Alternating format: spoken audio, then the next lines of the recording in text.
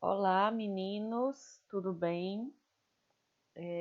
Nós vamos, neste vídeo, né, que eu estou encaminhando para vocês, eu vou fazer a finalização da nossa primeira temática, que foi a Igreja Primitiva até o século V, depois de Cristo, né?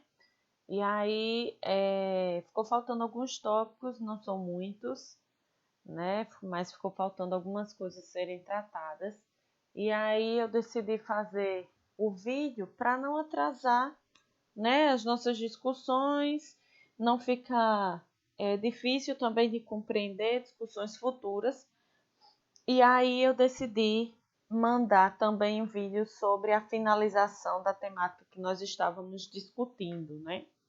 Na aula passada, de maneira síncrona, a gente chegou a discutir a questão, né? Iniciamos pela constituição, né? Pela construção da figura de Jesus, né? E aí chegamos a uma conclusão, que essa figura de Jesus, esse homem, que é ao mesmo tempo um homem histórico, é um homem religioso, né? E que nós não podemos também desvincular, né? A figura religiosa de Jesus dita, né? Mostrada, apresentada na Bíblia, que é o grande documento histórico utilizado nessa discussão, principalmente quando se trata de igreja primitiva, né, desse Jesus que é um ser histórico, né, que veio para romper com algumas leis, né, com algumas doutrinas que existia em sua época. E aí a gente viu a constituição, né, das primeiras comunidades cristãs, lá em Atos dos Apóstolos, como é que vai ser formada essa igreja, essa instituição Igreja Católica, tá? E aí iniciamos a discussão sobre essa questão da expansão do cristianismo, falando da importância da figura de São Paulo, né, quando se trata de expansão. Os demais apóstolos eles vão também ser peças importantes nesse momento de expansão das ideias cristãs, mas São Paulo vai ser a figura que vai levar Jesus Cristo a lugares mais longe, a lugares em que até então não existia essa divulgação, né, esse ensinamento das palavras de Jesus, ok? E aí também discutimos a questão de como São Paulo ele dominava o conhecimento de outros povos, como por exemplo os povos gregos, né? E aí como é que a partir da dominação desses povos Paulo consegue se aproximar dessas pessoas e expandindo esse cristianismo. Eu coloquei aí o mapa, né, da expansão do cristianismo. Se vocês verem direitinho, vocês vão poder observar essas linhas coloridas que tem aí no mapa, que são todas as viagens de Paulo, né, onde como ele vai longe, né, como ele se apresenta longe, leva longe essa mensagem cristã. E aí, logicamente, que não vai entrar apenas a questão do anúncio, né? Paulo não é aquela pessoa, e aí aqui também entra outros apóstolos, né? Porque existem cartas de outros apóstolos, mas as cartas de Paulo vão se destacar. E aí a gente tem assim, não é só anunciar, né? Precisa dar exemplo, precisa permanecer a questão do incentivo, né? No incentivo da fé. Então, não é só simplesmente dizer, o que Jesus pregava, o que Jesus entendia como uma doutrina religiosa, né? Precisa-se haver um incentivo de uma permanência nessa fé. E esse incentivo acontece através de suas cartas, né? Paulo ele tem 14 cartas, ok? Sejam para comunidades inteiras, ou seja, para pessoas específicas, mas sempre a gente percebe nas cartas de Paulo essa coisa do cuidar, né? Do se preocupar, do direcionar o que é mais importante para as pessoas aprenderem nessa nova vida que elas estão entrando, né? Que é a via do cristianismo. Vai acontecer, Paulo ele vai falecer, vai ser decapitado em Roma em 67, no ano de 67, certo? Vai ser enterrado junto de Pedro. Pedro vai ter sido crucificado em Roma no ano de 60, tá bom? Mas o que é mais importante é que não paralisa na figura de Pedro e Paulo, né? A fé católica, né? A fé cristã, não vai se paralisar na figura de Pedro e Paulo. Então, com a morte deles dois, a fé não vai morrer, ela vai continuar. E aí vem todo o trabalho que nós vimos na aula passada, né, da hierarquia que já se apresentava, já nas primeiras comunidades cristãs, essa hierarquia que já se apresentava é uma hierarquia onde nós temos os diáconos, né, nesse serviço de cuidado ao outro, e nós temos os discípulos, e enfim, uma grande rede de pessoas que vai estar direcionando, né, e incentivando e continuando esses ensinamentos de Jesus. Então, ela é uma fé, o cristianismo é uma fé baseada na oralidade, certo? Ela vai passada através de ensinamentos orais, certo? Uma boa nova foi transmitida de boca a boca pelos convertidos que passaram a seguir Cristo. Então, isso é muito bonito, né? Como essas ideias de Jesus eram ideias revolucionárias, a ponto de haver uma fé baseada na oralidade e que essa oralidade chegue até nós, né? E que vocês pararam já para imaginar isso? Os primeiros cristãos, baseados na difusão através dos ensinamentos orais, transmitiram até chegar até nós, né? Que coisa linda! Então, a missão cristã se beneficiou de um contexto histórico e geográfico privilegiado. Uma estreita rede de relações humanas, facilitada pela segurança das estradas e pela atividade dos portos, permitia que os homens e as ideias se locomovessem e se espalhassem rapidamente. O que é que está dizendo aí nesse tópico? Está dizendo assim, que essa fé baseada na oralidade também vai ser possível devido ao contexto mesmo da época, né? O contexto de construção de estradas, o contexto ligado a cadê Jesus?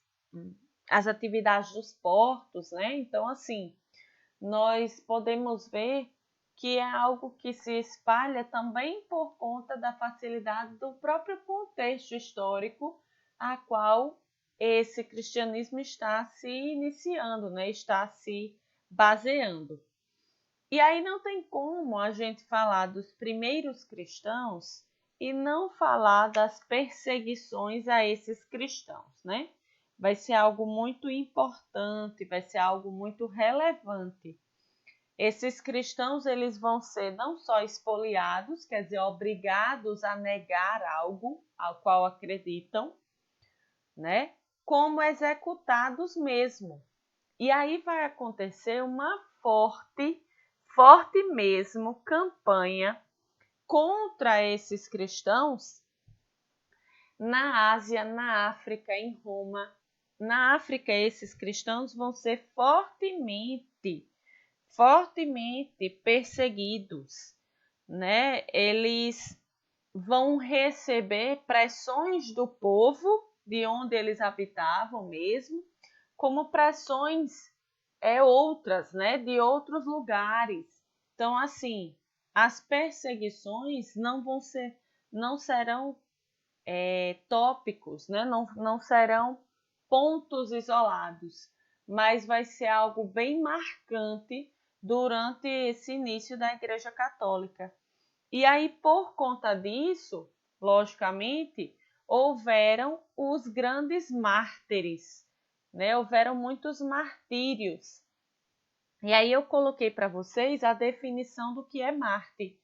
Mártir, ela é uma pessoa submetida a suplícios ou mesmo à morte, né, pela recusa de renunciar à fé cristã ou a qualquer de seus princípios, né? Então, assim, o mártir, ele é a pessoa que, mesmo sendo expoliado, né, como a gente viu no tópico anterior, mesmo sendo expoliado, mesmo sendo obrigado a negar a sua fé, ele não nega e sofre suplícios, né, torturas e até a morte por conta disso.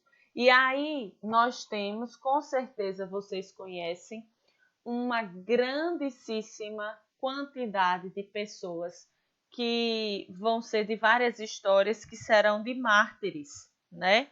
Em vários lugares que vão estar ligadas a essa definição aí de martírio nos primeiros tempos da Igreja Cristã.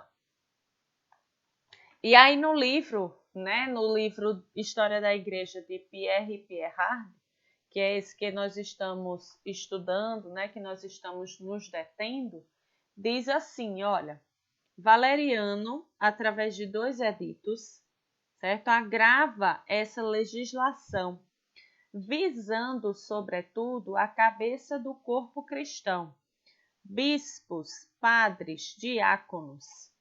A Igreja da África, ela é dizimada. Então, para vocês verem como era grande essa coisa da perseguição aos povos cristãos. E aí houve muitos martírios, certo? Ainda que em muitos lugares as ordens vindas de cima tenham sido amortecidas pelo enfraquecimento das posições pagãs ou pela coabitação fraternal entre pagãos e cristãos. Então, assim, mesmo que muitas vezes ocorresse, por exemplo, de haver na mesma família cristãos e pagãos, né? Essas perseguições aconteceram igual, né? Não é algo que vai acontecer esporadicamente, como eu havia dito a vocês, ok? Mas aí mesmo, depois de tudo aquilo, de toda essa perseguição, né, de tudo aquilo que nós estamos vendo, nós vamos perceber essa grande igreja que continua, né, que não desiste, que está aí a todo vapor, que vive, né, como eu coloquei aí no tópico, a igreja que vive. E aí o que é que a gente tem? Os cristãos não se distinguem de outros homens por nenhum detalhe exterior. Então ele está dizendo assim, ó, essa igreja vive e esses cristãos eles não se definem por detalhes assim físicos, né, exteriores. Eles participam inteiramente da vida da cidade, né, mas seus chefes exigem que eles reajam com força aos hábitos pagãos. Então, o que é que está acontecendo aqui? Lembrem que o cristianismo, né, que as ideias de Jesus, elas advêm de uma raiz judaica, né, de uma raiz hebraica. A religião hebraica, ela tem como um dos seus grandes fundamentos, né, uma das grandes características dessa religião, é o que nós chamamos de monoteísmo ético, ok? E aí, o que é que significa esse monoteísmo ético? A gente até chegou a discutir na aula anterior, né, quando nós estávamos juntos, que é justamente o fato, certo, de haver não é somente acreditar em Deus, não é somente isso que estaria relacionado, certo? Mas o que estaria relacionado seria a questão de, ok, eu acredito em Deus e eu sigo um conjunto de leis, um conjunto ético, eu tenho uma condução ética. É uma religião que ela impõe uma forma de comportamento. No caso dos hebreus, serão judeus, né? São lá os 10 mandamentos, né? Recebidos por Moisés. Ok? Então, Jesus, ele advém disso aí, né? As ideias cristãs advêm desse fundamento judeu. E aí, vindo desse advento que eu estou falando a vocês, é quase que natural que se exija uma postura específica a esses novos cristãos, né? Que se exija uma postura que os diferencie dos pagãos, dos fariseus, por exemplo, que são pessoas que estão muito mais ligadas à lei, não é assim? Que a gente estava discutindo na passagem, na aula em que nós estivemos juntos, né? Nós estivemos juntos. Então, assim, precisa-se ter algo que os diferencie. E é o que vai diferenciar vão ser justamente esses hábitos. Quais são esses hábitos? Hábitos que precisam reagir contra esses hábitos pagãos.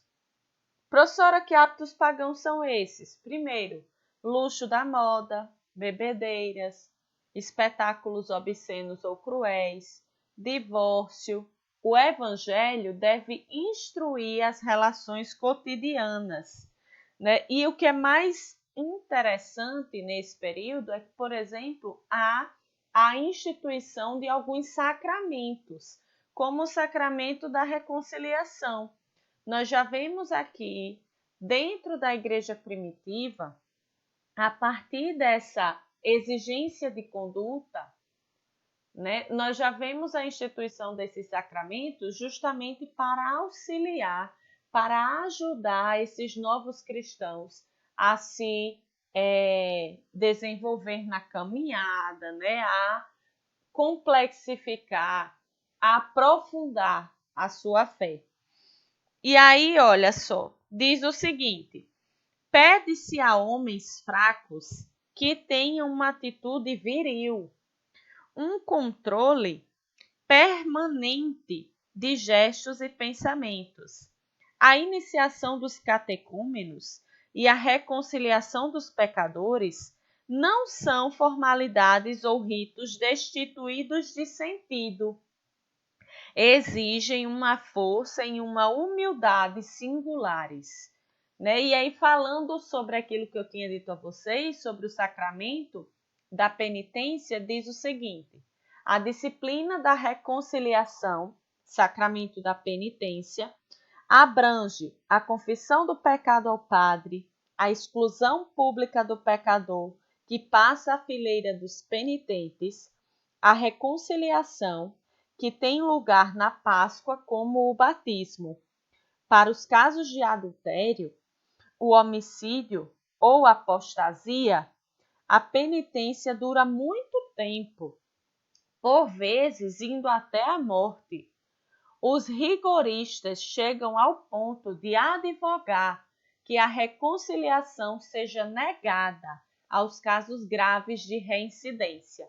Então, nós estamos vendo aí uma igreja que vive, inclusive, devido às suas ideias do que seria correto, de como seria correto se comportar. esse código de conduta organizado, né, esse código de conduta criado pela igreja, ela vai ajudar, ela vai auxiliar essas pessoas à condução de sua fé. E mais, eu diria mais, que esse código de conduta vai auxiliá-los numa unidade que vai ser importante lá num período mais na frente, que nós vamos ver na aula depois, que é o período da Idade Média, ok? E aí diz, controle de seus gestos e pensamentos, né? Uma disciplina. A igreja está começando a impor sobre as pessoas que fazem parte das suas ideias, né? Dos seus ensinamentos, uma disciplina. Contudo, muitas vezes os cristãos erram na condição de sua fé, como a gente estava vendo, a necessidade desse sacramento da penitência, né? E aí eu destaquei o pecado da apostasia, né? Que é renunciar à sua própria religião, à sua fé, que era um pecado muitíssimo grave. E aí a gente tem a Constituição. Beleza, temos um código de conduta. Precisamos de uma constituição, de uma hierarquia eclesiástica. Como é que vai ser dividida, né? Como é que vai ser organizada essa igreja primitiva? Nós vamos ter, no fim do século II, a hierarquia já aparece, está uniformemente fixada nas comunidades cristãs. Na cúpula, o bispo designado pelo povo, abaixo dele, os padres e diáconos ordenados pelo bispo, os acólitos, os leitores, os exorcistas, os porteiros, os agentes auxiliares. Além do serviço litúrgico, o pessoal eclesiástico dedicava-se também a funções administrativas e de assistência. Então, nós temos toda uma rede, né, organizada, toda uma rede fundamentada, vamos dizer assim, nos primeiros cristãos, nos apóstolos, Pedro, Paulo, onde nós vamos ter essa organização hierárquica e eclesiástica acontecendo, né? E aí, por fim, né, faltou a gente destacar um pouquinho, falar um pouquinho sobre o início da instituição da Igreja Católica, né? Como é que ela acontece. Vai haver um importante imperador romano chamado de Constantino. Constantino, ele vai referente a essa imagem aí no canto direito da tela de vocês. Constantino, ele vai ser o imperador romano e vai manifestar sua simpatia, certo, ao cristianismo, através do Edito de Milão em 313. E aí, Constantino, ele não vai se converter, não. Ele vai dizer o quê? Ele vai determinar que o Império Romano, ele é neutro com relação à religião. O que vai fazer? O que é que vai acontecer a partir daí? Vai acabar com as perseguições, certo? A esses cristãos, né, que a gente tinha visto em slides anteriores, e vai oficializar, dizer assim, os cristãos, eles podem realizar os seus cultos, tudo bem. Ninguém mais vai persegui-los, não. E aí, Constantino, a partir desse edito, a gente começa a perceber a Igreja Católica deixando de ser apenas uma igreja primitiva, de boca a boca, né? Uma igreja ligada apenas a núcleos menores, para uma instituição grande, forte, que nós vamos ver em aulas mais na frente. Né? O catolicismo torna-se a religião oficial do mundo romano. A partir de quem? De Teodósio, né? Constantino, que é primeiro imperador, ele vai apenas não, que é um bocado de coisa, né? Ele vai, através de um documento, vai liberar, dizer assim, ó, o Império Romano agora é neutro, não existe uma religião oficial. Lembrem, o Império Romano, antes desse edito, né, de Milão, ele era um império politeísta, certo? Politeísta. E aí, Constantino vai liberar, né, esse culto. Teodósio, sim, vai acabar com o culto politeísta e vai colocar o catolicismo como uma religião oficial do Império Romano. Então já é uma outra coisa, né? Diz o seguinte, ó, Teodósio, o slide. Teodósio vai ainda mais longe. Empreendeu a destruição do velho politeísmo romano e, ao mesmo tempo, beneficiou o cristianismo com múltiplos privilégios fiscais e judiciários. Os bens confiscados pelos templos pagãos foram entregues às igrejas, que, ajudadas pelos benefícios imperiais, tornaram-se a miúde muito ricas. E aí isso vai ser importante, inclusive, para entendermos a complexidade e a grandeza que a Igreja Católica vai se tornar lá no período da Idade Média. Uma instituição forte, de grande doutrina, né? Uma instituição que vai demonstrar força, inclusive, ideologicamente, né? Vai ser uma instituição que vai mexer com a ideologia das pessoas e uma instituição extremamente rica, já vindo do Império Romano e continuando durante toda a Idade Média. Vai acontecer no século V, né, a decadência do Império Romano do Ocidente, mas a Igreja ela não vai acompanhar essa decadência.